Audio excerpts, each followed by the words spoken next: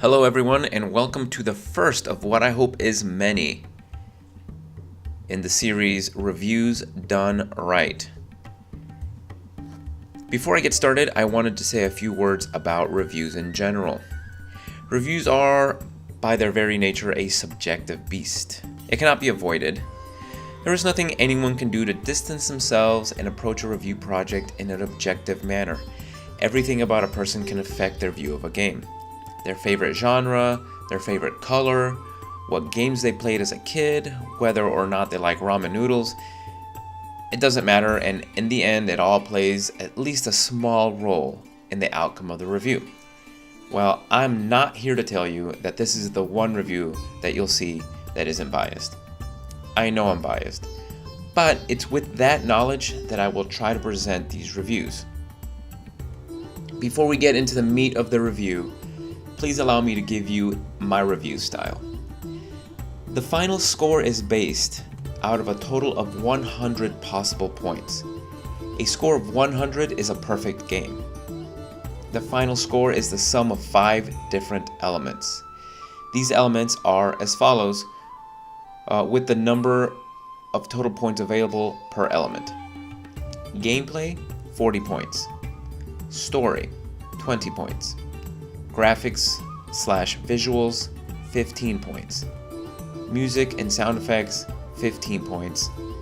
And intangibles, 10 points. These are my criteria.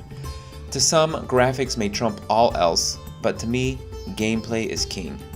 Gameplay is what makes games games and not movies. In my scale, a 50 is an average game.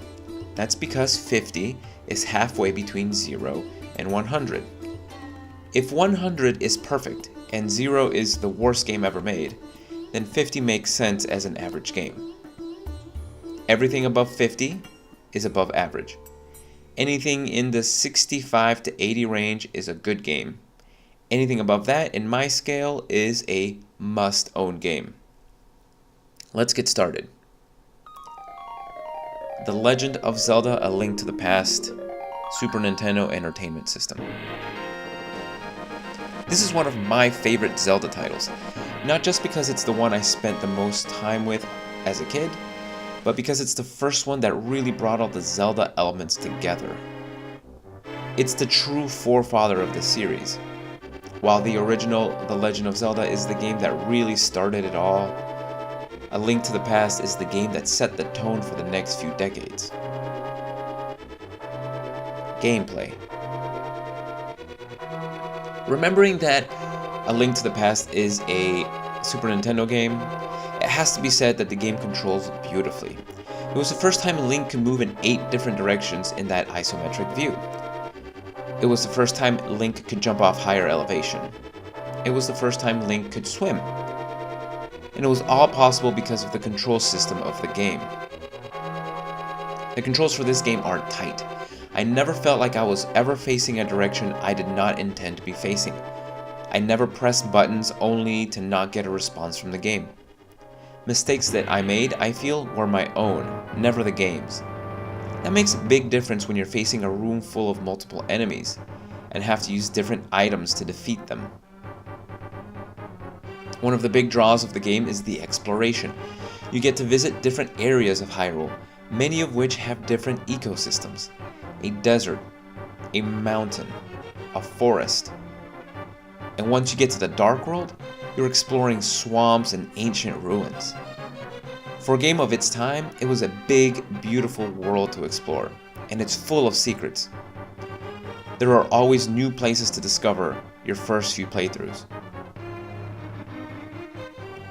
The game guides you in a subtle way. It's not an open world game. You can see areas you cannot access without certain items, and that makes you curious. How do I get there, you ask yourself? You explore and experiment to find a way. Whether it's the hookshot to get you across an otherwise impassable body of water, or the power mitts to lift a giant boulder, or the magic mirror to transport yourself to an inaccessible area in the Dark World, there are puzzles to be solved all around you. It's a linear experience, but it works. Sure, there are some dungeons, particularly in the Dark World, that you can take out of order But there's no need. The game feels right as a linear experience. There are some items that are absolutely necessary to beat the game, but quite few are optional, even dungeon items. And I never felt upset that I had to do the levels in order. There was enough variety in dungeon design and enemies to make each dungeon feel unique and different. As an adventure game, combat is of course important, and combat is near perfect. As I mentioned before, the controls are tight and responsive. This means that, unlike its predecessor, the game never feels unfair or cheap. There are definitely some very tough and challenging parts of the game, and some bosses feel like they're probably a little too difficult, but I never felt frustrated. There was always something I, the player, could do to mitigate the damage. The game always performed well. There were a few snags in frame rate department, but those were fairly few and far between, and they hardly ever were a major detriment to the gameplay. Controls, performance, combat system, user interface, I can't think of any glaring flaws in the game. I can't think of anything that I can say this wasn't done right or this was just poorly done, and believe me, I tried to think of at least one thing. I am struggling for a reason to say that this category shouldn't get a perfect score, so it's getting a perfect score. 40 out of 40. Story. What's a game without a story? Tetris. Nothing wrong with Tetris, of course, but sometimes we crave something more. Admittedly, the late 80s, early 90s video games were not known for their riveting stories, and Link to the Past is no exception. Oh, don't get me wrong, there's nothing wrong with the story, it's just not particularly engrossing. The plot revolves around Princess Zelda and the rest of the descendants of the Wise Men, those who sealed Ganondorf, the Prince of Evil, in the Sacred Realm. It's all explained to you in the pre-game cutscene. The evil wizard Aghanim is kidnapping all those of the Wise Men bloodline and using them to open a door to the Sacred Realm, and thus releasing Ganondorf from his otherworldly prison. It just so happens that Zelda was the last piece to opening the door, and eventually you have to go on a quest to rescue not only Zelda, but all of the descendants of the Wise Men. It's your typical Zelda collectathon storyline. Subsequent games such as The Legend of Zelda Ocarina of Time use the exact same formula. You collect 3 items to save the world, except once you collect those 3 items, it turns out saving the world is no longer an option, because now you're expected to collect even more items. Again, there's nothing wrong with that plot formula, but it isn't particularly interesting. More of the backstory is told to you as you rescue the maidens from their crystalline prisons, until you finally meet up with Ganondorf himself for one last epic battle. At the end, the Triforce itself reveals the rest of the plot, filling in most gaps that may have not been explained along the way. For its time, it was a very interesting thing, and it led to much fan theory. However, even by the standard of the late 80s, early 90s, the plot is just a little above average. 16 out of 20. Graphics, visuals. I am a big fan of sprite artwork and pixel art. That's all the NES and Super NES had. Every little movement of Link was a different sprite. The detail is amazing. All the characters, NPCs, and even enemies are intricately detailed. The world, vibrant and colorful. It's a gorgeous little game, and I say that even by today's standards. No, it isn't 1080p 60 FPS, but it didn't need to be. Not back then. I can still go back to this game and not lose anything because of the way the game looks. A lot of fantasy games of this era borrowed heavily from Link to the Past art style. There's really not much to talk about in this section. It's a very pretty game with good use of color and wonderful use of the sprite pixel art style. 15 out of 15. Music and sound effects. The Legend of Zelda series is known for its wonderful musical pieces, and A Link to the Past is no exception. The soundtrack is absolutely amazing. The classic overworld theme is done perfectly. Dungeons have an eerie music.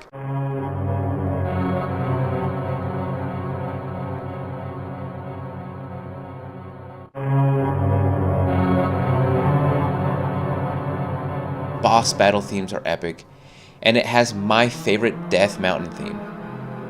However, my absolute favorite theme also happens to be my favorite piece in the Zelda series, bar none. The Lost Woods, before you retrieve the Master Sword.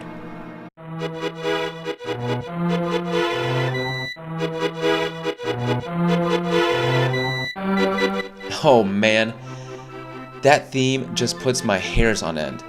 It's such a beautifully haunting melody that captures the mystery and visuals of the Lost Woods perfectly. My only regret is that it's gone so quickly. The sound effects are on point as well. The sounds are crisp and distinguishable.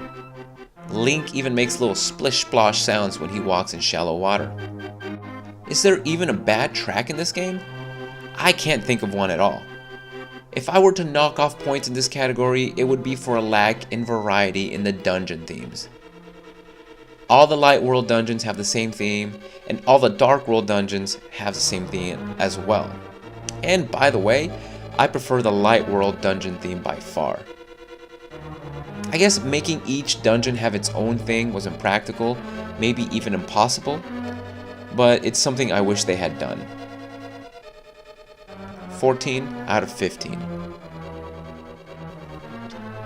Intangibles. This section is difficult to explain and more difficult to score. So why do I even have it? Because some games just have that extra something, that je ne sais quoi, that makes you love a game. Or that's something that makes you really, really dislike a game.